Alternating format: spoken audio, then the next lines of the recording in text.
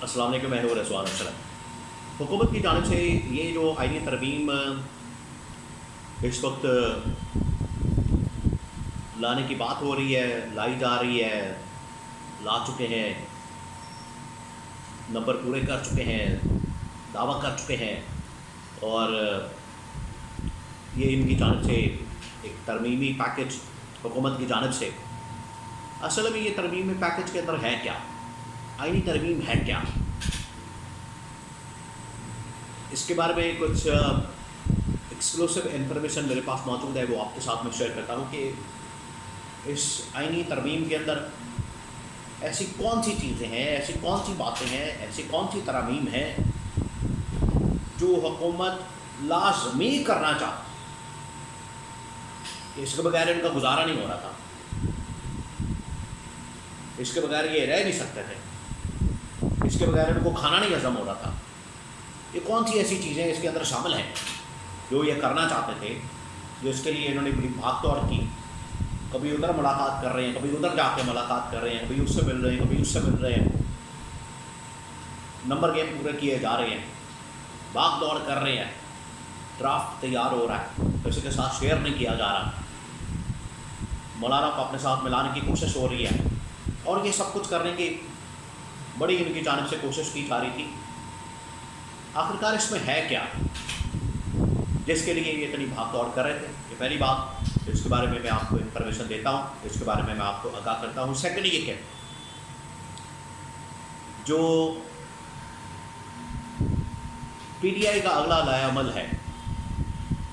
اس ترمیم کو چیلنج کرنے کا، اس ترمیم کو سپریم کورٹ کے اندر چیلنج کرنے کا، تو عدالت اس ترمیم کو اڑا سکتی ہے، عدالت اس ترمیم کو خارج کر سکتی ہے، عدالت اس ترمیم کی چھٹی کرا دے، اور اس ترمیم کے اندر ایسی کون سی باتیں ہیں، اس ترمیم کے اندر ایسی کون سی چیزیں ہیں جن کو عدالت سٹرائک ڈاؤن کر سکتی ہے۔ تو بڑی اہم ترین انفارمیشن ہے میرے پاس، تو آپ کے ساتھ میں شیئر کرتا ہوں۔ سب سے پہلے تو آپ اس بات کو سمجھ لیں کہ آئینی ترمیم کے اندر ہے کیا، اور اس کے لیے حکومت نے کیا کیا پاپڑ بیلے، حکومت نے کیا کچھ نہیں کیا اس ترمیم کو لانے کے لیے۔ دیکھیں، پیرالل دو چیزیں ہو رہی تھیں، ایک طرف تو ڈرافٹ کے اوپر کام ہو رہا تھا، ڈرافٹ کے اوپر ورکنگ ہو رہی تھی، اور ڈرافٹ لانے کے متعلق جو ہے مسلسل اس بارے میں تیاری ہو رہی تھی، تیاری کر رہے ہیں، ڈرافٹ تیار ہو رہا ہے، اور اس کو اتنا سیکرٹ رکھا گیا، اتنا سیکرٹ رکھا گیا کہ کسی کے ساتھ شیئر بھی نہیں کیا جا رہا، کسی کو بتایا بھی نہیں جا رہا، کسی کی نالج میں بھی نہیں لا رہے کہ ترمیم کے اندر ہے کیا۔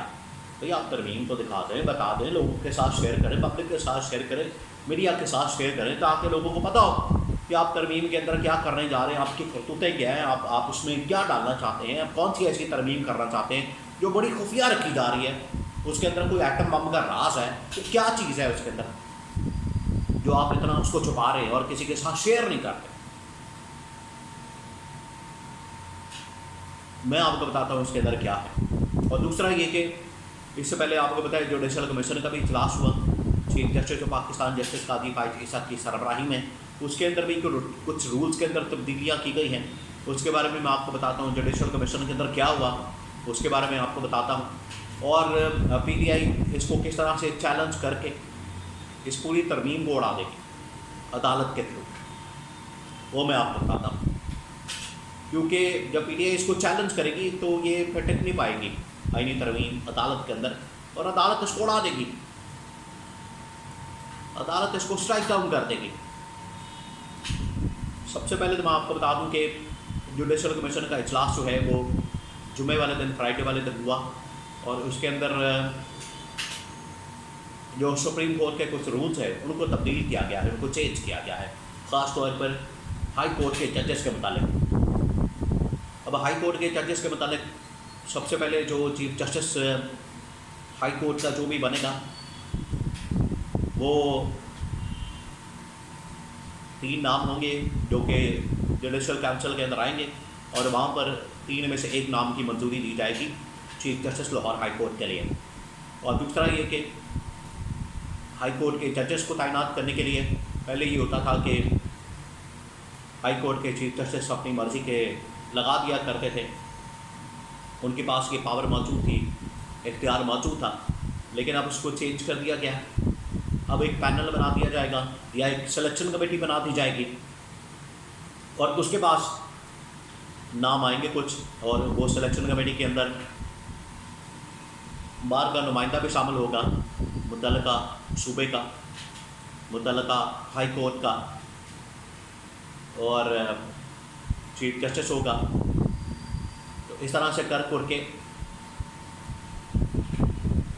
ججز کی تعیناتی کی جائے. ایک تو یہ جوڈیشل کمیشن کے اندر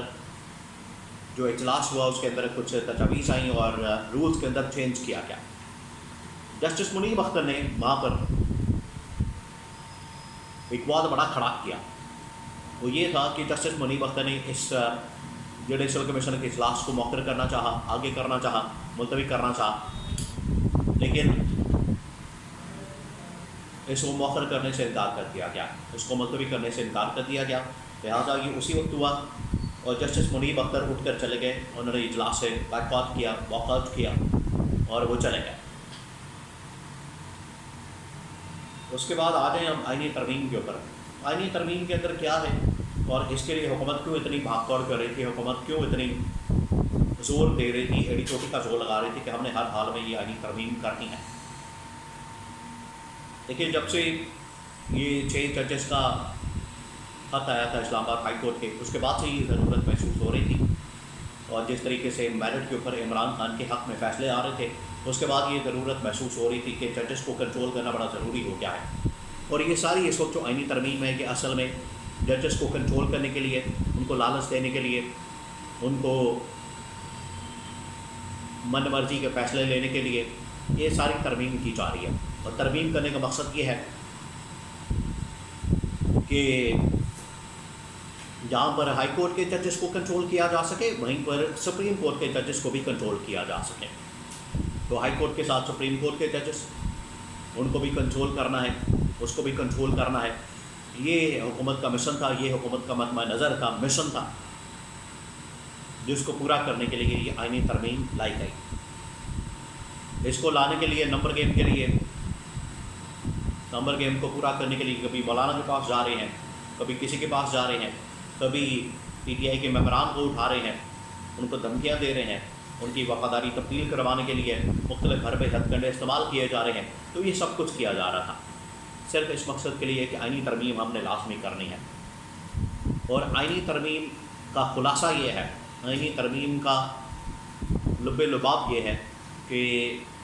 عدلیہ کو مکمل طور پر کنٹرول کیا جائے، کیونکہ عدلیہ بالکل ایک سپریٹ ادارہ بن چکی تھی، انڈیپینڈنٹ فیصلے کر رہی تھی. وہ کسی کو قابل قبول نہیں ہوتا، طاقتور اداروں کو خاص طور پر، طاقتور شخصیات کو. اس وجہ سے کنٹرول کرنے کے لیے یہ آئینی ترمیم لائی گئی، اور پی ٹی آئی بس کو چیلنج کرے گی، اور چیلنج کرنے کی صورت میں یہ ترامیم نہیں ٹک پائیں گی.